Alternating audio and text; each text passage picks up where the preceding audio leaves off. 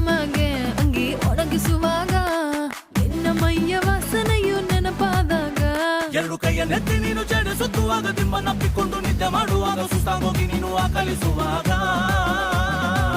ಬತ್ತವಲ್ಲ feelings